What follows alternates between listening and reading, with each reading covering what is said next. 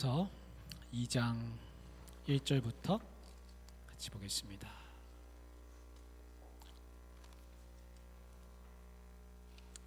로마서 2장 1절부터 우리 11절까지 같이 보겠습니다.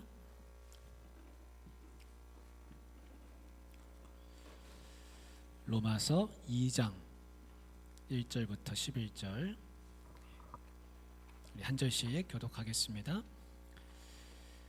그러므로 남을 판단하는 사람아, 누구를 막론하고 네가 핑계하지 못할 것은 남을 판단하는 것으로 네가 너를 정죄함이니 판단하는 네가 같은 일을 행함이니라.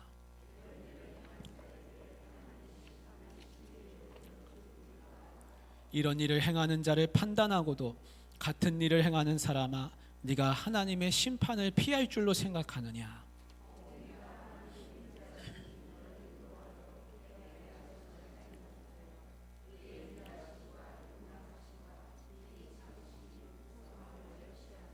다만 네 고집과 회개하지 아니한 마음을 따라 진노의 날 곧 하나님의 의로우신 심판이 나타나는 그날에 임할 진노를 내게 쌓는도다. 참고 선을 행하여 영광과 존귀와 썩지 아니함을 구하는 자에게는 영생으로 하시고,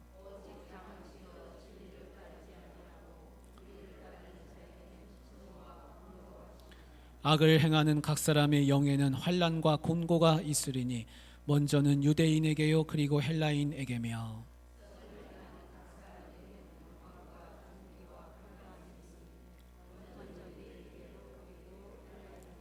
이는 하나님께서 외모로 사람을 취하지 아니하심이라. 아멘.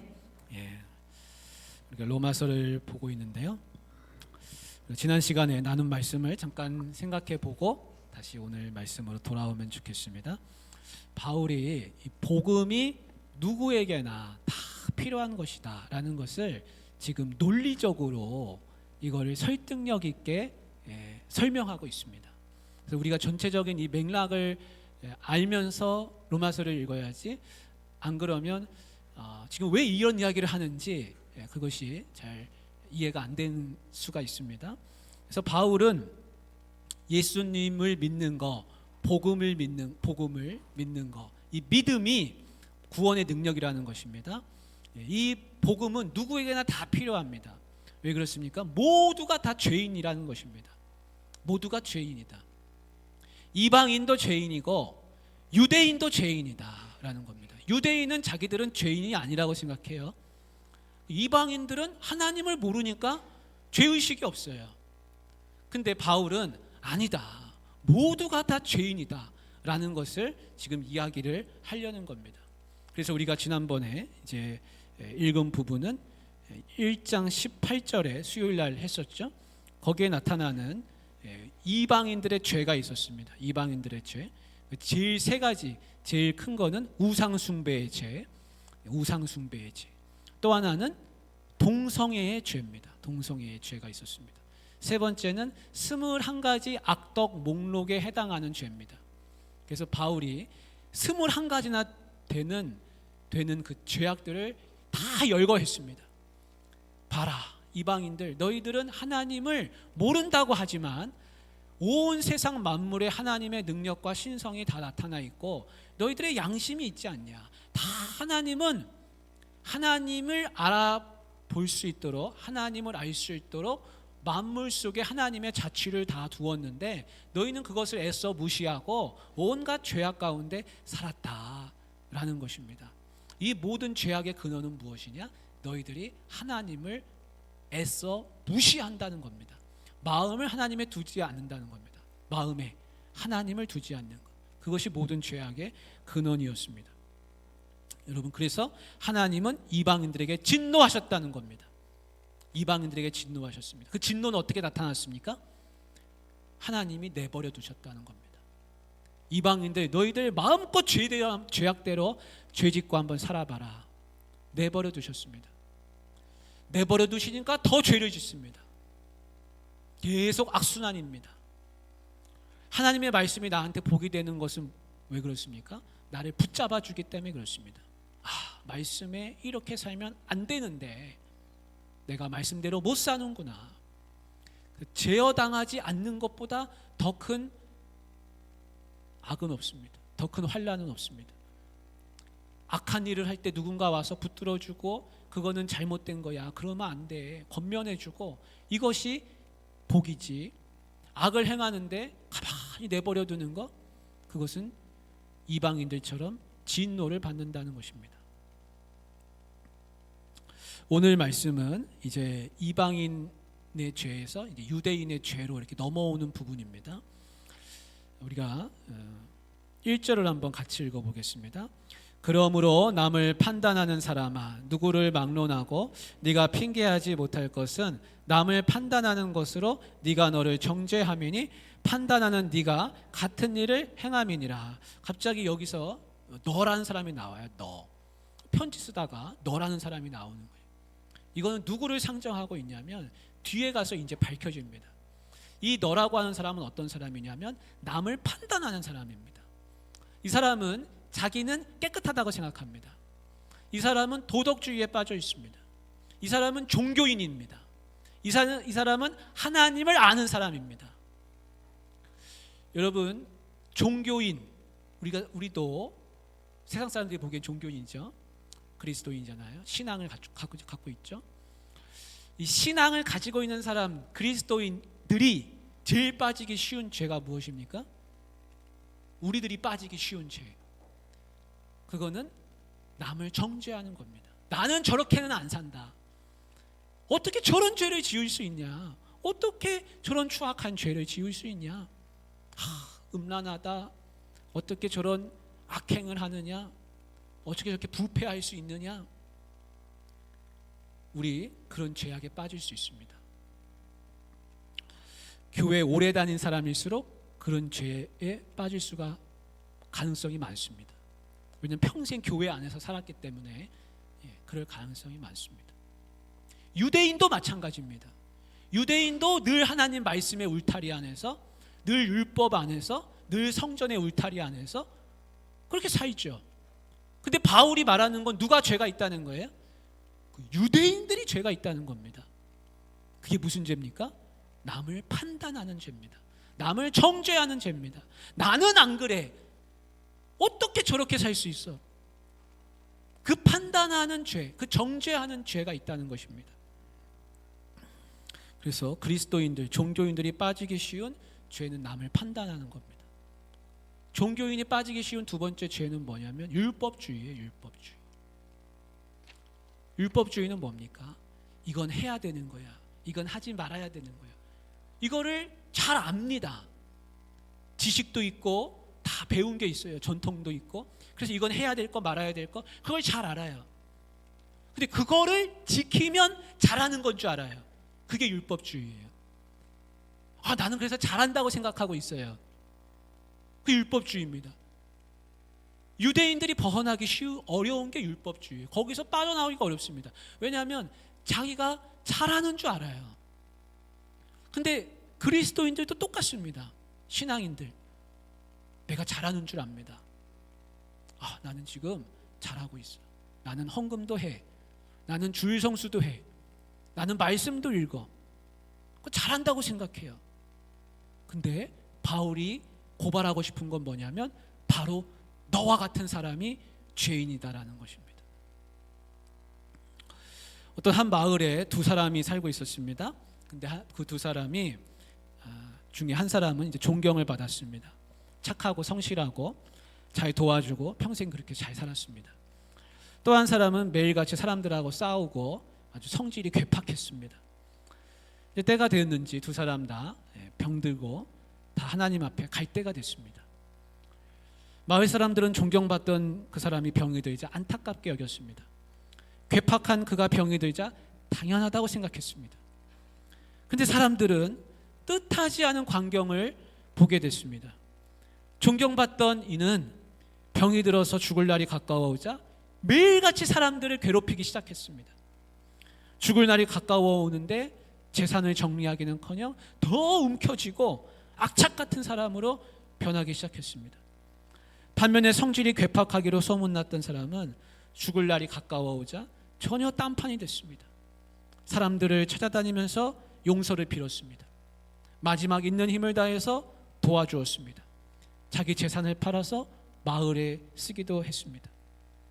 사람들은 죽을 날을 앞에 둔 두 사람을 보면서 많이 헷갈렸다 그럽니다. 여러분, 왜 이런 일이 생겨났겠습니까? 평소에 존경받던 그 사람은 마음속에도 이런 생각이 있었습니다. 나는 잘하고 있지. 나는 저 사람하고는 다르지. 나는 존경받을 만한 일을 하고 있어. 그래서 나는 존경을 받는 거야. 마땅하지. 그는 병이 들자 그것을 받아들일 수가 없었습니다. 반면에 괴팍하기로 소문났던 그 사람은 죽을 날이 가까워오자 자신의 지난 날들이 너무나 후회스러웠습니다. 그래서 마지막 힘을 다해서 자기의 과거를 만회해 보려고 하였던 것입니다. 성경에는 이와 비슷한 이야기가 있습니다. 존경받는 바리새인의 이야기입니다. 그가 성전에 올라가서 하나님 앞에 두 팔을 벌리고 기도했습니다. 하나님이여, 나는 다른 사람들 곧 토색, 불의, 간음을 하는 자들과 같지 아니하고 저 세리와도 같지 아니함을 감사하나이다. 나는 일해에 2번씩 금식하고 또 소득의 11조를 드리나이다. 그는 하나님 앞에서 그렇게 감사 기도를 했습니다. 그러나 저 뒤에서 세리는 눈도 못 들고 하늘을 쳐다보지도 못하고 가슴을 쾅쾅 치면서 하나님이여 불쌍히 여기소서, 나는 죄인이로소이다. 여러분, 결과는 어땠습니까? 예수님의 이 이야기의 결론을 우리가 다 알고 있죠. 하나님께 의로움을 입은 사람은 바리새인이 아니라 세리라는 겁니다. 참 이해하기 어렵습니다. 왜냐하면 바리새인은 경건하게 살고 세리는 불의하게 사는데도 불구하고 하나님은 그 세리를 의롭다고 여기시더라는 겁니다. 하나님 앞에서 자기의 의로움을 내세우는 사람은 낮아지고 자기의 죄를 드러내는 사람은 하나님이 높여주신다는 겁니다. 우리 1절 그 말씀에 바울이 이야기합니다. 네가 핑계하지 못할 것은 남을 판단하는 것으로 네가 너를 정죄함이니 판단하는 네가 같은 일을 행함이니라. 네가 다른 사람을 판단하고 있지? 그러나 너는 분명히 알아야 된다. 너도 똑같은 사람이라는 겁니다. 너가 다르지 않다는 겁니다. 누구를 막론하고 마찬가지입니다. 그래서 바울은 도덕주의에 빠진 사람들을 고발하고 있습니다. 나는 착해. 나는 잘하고 있어. 근데 바울은 아니라는 거예요. 이런 이야기가 예수님의 이야기에도 있습니다. 간음하던 여인이 현장에서 잡혀왔습니다. 그래서 사람들이 말합니다. 모세의 율법에 이 여자를 돌로 치라 명하였는데 선생은 어떻게 하시겠습니까? 여자를 데려다 놓고 현장에서 그 이야기를 하는 겁니다. 예수님이 아무 말씀도 안 하십니다. 딱 한 마디 하셨습니다. 너희 중에 죄 없는 자가 먼저 돌로 치라. 돌을 들었던 자들 다 흩어졌습니다. 그 여인을 돌 들어서 치려고 했던 사람들은 자기는 그 여자를 정죄할 수 있다고 생각했습니다. 그 여자는 죽어야 한다. 나는 살아야 한다. 나는 저 여자보다 훨씬 깨끗하다. 그렇게 생각했습니다. 그러나 예수님은 거기서 분명하게 말씀하십니다. 죄 없는 자가 먼저 돌로 치라. 그리고 다 그들은 흩어졌습니다. 예수님이 그러십니다. 아무도 없을 때 나도 너를 정죄하지 아니하노니 가서 다시는 죄를 범하지 말라. 예수님도 정죄하지 않으셨습니다. 그런데 누가 그 여자를 정죄할 수 있겠습니까? 그러나 만약에 그런 여자가 우리 가운데 나타난다면 우리는 그 사람을 앞에 놓고 또 정죄할 것입니다. 어떻게 저럴 수가 있냐? 근데 놀라운 사실은 예수님도 그를 정죄하지 않으시더라는 것입니다. 우리 3절 같이 한번 읽어보겠습니다. 3절입니다. 이런 일을 행하는 자를 판단하고도 같은 일을 행하는 사람아, 네가 하나님의 심판을 피할 줄로 생각하느냐? 네가 심판 받을 거라는 겁니다. 남을 정죄하는 너는 심판을 피할 수 없다는 것입니다. 아무리 네가 고상한 척 하고 있어도 소용없다는 겁니다. 나는 깨끗해. 저 거리에 쓰레기 버리는 사람 보면서 어떻게 저렇게 쓰레기를 함부로 버려? 라고 생각하죠. 그러나 거리에 쓰레기 버리는 그 사람은 나를 보면서 저 사람은 아주 입이 나는 사람을 험담을 어떻게 저렇게 해? 내가 한 부분에 대해서는 깨끗할 수 있을지 몰라도 전부는 아닙니다. 내가 욕하는 그 사람도 한 부분은 깨끗할 수 있습니다. 그래서 바울은 말합니다. 심판을 피할 수 없다. 하나님이 오히려 너를 심판하고 계시다는 겁니다. 그러므로 내가 누구보다 더 깨끗하지 않습니다. 내가 더 낫지 않습니다. 내가 더 잘났지 않습니다. 우리 4절 한번 같이 읽어보겠습니다. 혹 네가 하나님의 인자하심이 너를 인도하여 회개하게 하심을 알지 못하여 그의 인자하심과 용납하심과 길이 참으심이 풍성함을 멸시하느냐. 하나님이 인자하셔가지고 너를 지금 회개하도록 인도를 하고 계시는데 너는 하나도 깨닫지 못하고 오히려 다른 일을 정죄하고 있으니 네가 하나님의 그 인자하심, 그 참으심을 너 멸시하느냐? 다시 말하면 하나님이 지금 엄청나게 참고 계신 거예요, 그 사람을. 근데 그 사람은 다른 사람을 정죄하고 있어요. 여러분, 자식이 막 잘못하고 있는데 버릇없게 구는데 엄마가 엄청나게 참고 있습니다. 지금 얘를 혼내야 되는데 그래도 내가 참아야지, 얘가 철이 들들었지, 참고 계시는 거예요. 근데 그 애는 자기가 오히려 엄마가 참는 줄을 모르고 자기가 잘하는 줄 알고 있다는 것입니다.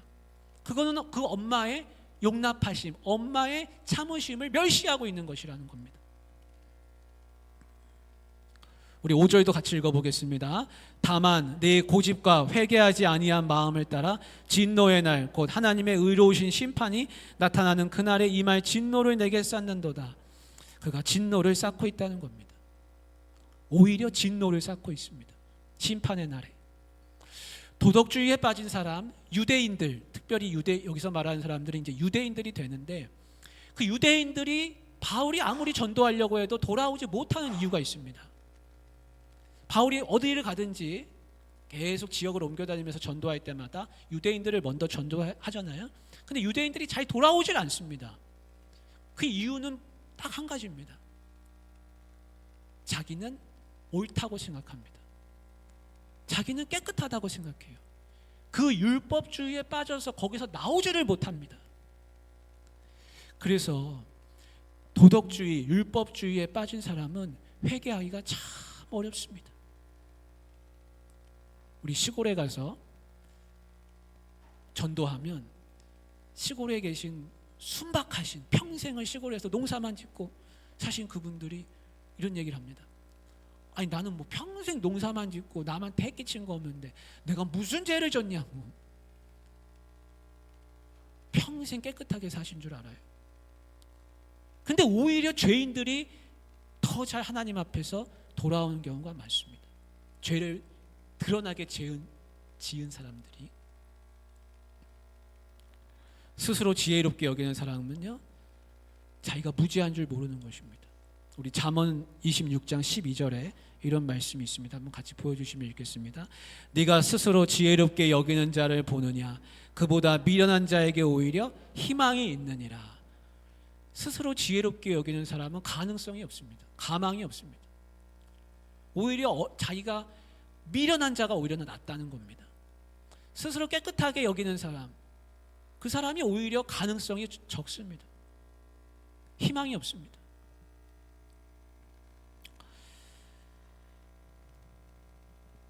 그래서 바울이 말씀하고자 하는 바는 무엇입니까? 유대인들, 그들이 죄인이라는 거예요. 바울의 지금 이야기의 결론은 그겁니다. 너희가 죄가 없다고 생각하느냐? 그렇지 않다는 겁니다. 유대인들은요, 이방인들을 바라보면서 저 사람들은 다 죽을 거야, 멸망당할 거야, 진노가 가득할 거야 라고 생각합니다.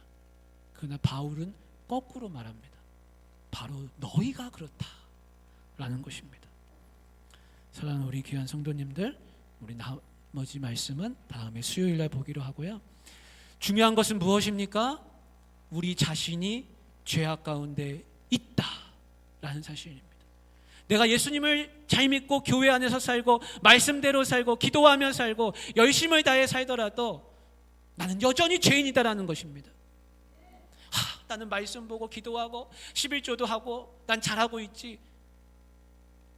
그런 순간 바로 로마서 2장을 빨리 봐야 됩니다. 아니구나. 내가 유대인이 되어버렸구나. 깨달아야 됩니다. 다른 사람을 정죄하는 마음이 드는 그 순간 깨달아야 됩니다. 하나님이 내가 이 정죄하는 이것으로 나를 심판하실 것이라. 그러므로 우리가 구할 것은 뭐밖에 없습니까? 은혜밖에 없습니다. 은혜. 하나님, 나는 죽을 죄인입니다. 나는 아무짝에도 쓸모없는 죽을 죄인인데 하나님, 나는 이렇게 살아있는 것은 하나님 은혜밖에 없습니다. 나는 그 은혜만 바라봅니다. 내가 잘하는 것이 없다는 거예요. 사랑하는 우리 귀한 성도님들, 이 은혜 안에 머무시기를 주님의 이름으로 축복합니다. 같이 우리 기도하면 좋겠습니다.